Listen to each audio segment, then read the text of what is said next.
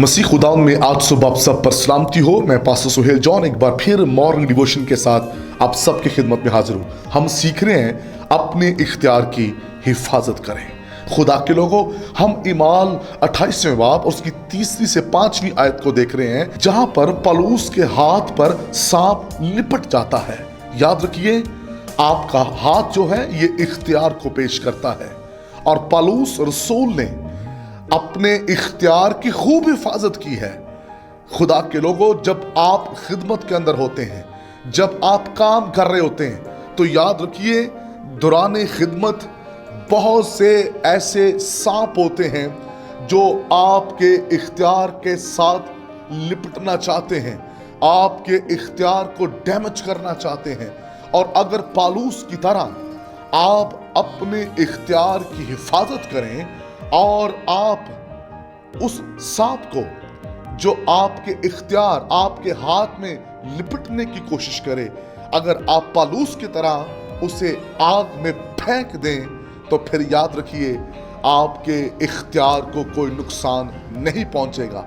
लेकिन जो उन सांप को लिपटने देते हैं, याद रखिए वो धंसते हैं और फिर आपका इख्तियार आपके पास नहीं रहता।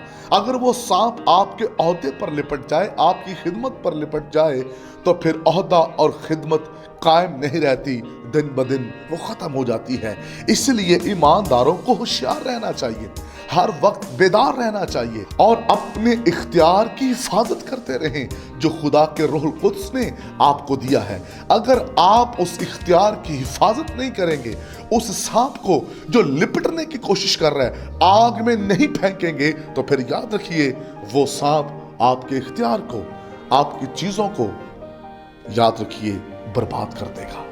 अगर हम चाहते हैं कि हम अपने ओहदे, अपनी खिदमत, अपने इख्तियार में कायम रहें, तो फिर ज़रूरत है ऐसे सांप को आग में फेंकने की ज़रूरत है।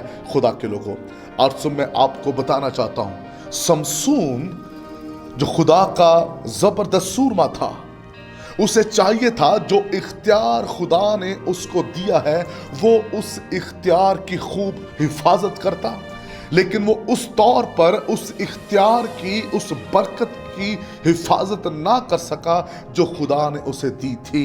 और ऐसा ही हुआ, दलाइला एक सांप की तरह उसकी जिंदगी के साथ लिपट गई और वो उसके जोर को ढसने लगी, वो उसके भेदों को जानने लगी, ताकि शमसून का इख्तियार शमसून के पास ना रहे। और यही काम हुआ, वो शमसून के साथ लिपट के इस बात के लिए ताकि वो उस राज को उगल सके, उस भेद को बताए। और दलाइला ने फिर उसी मुकाम पर शमसून को लाकर खड़ा कर दिया जहां वो सारे राज उसको बताता है। खुदा के लोगों, इस बात को याद रखिए, हमें उन बरकतों की, उन नेमतों की, उस इख्तियार की हमें खूब हिफाजत करनी है जो खुदावंद हमें देता है। और अगर हम शमसून की तरह गैर जिम्मेदार होंगे, तो फिर इस बात को याद रखिए, हमारा इख्तियार हमारे पास नहीं होगा।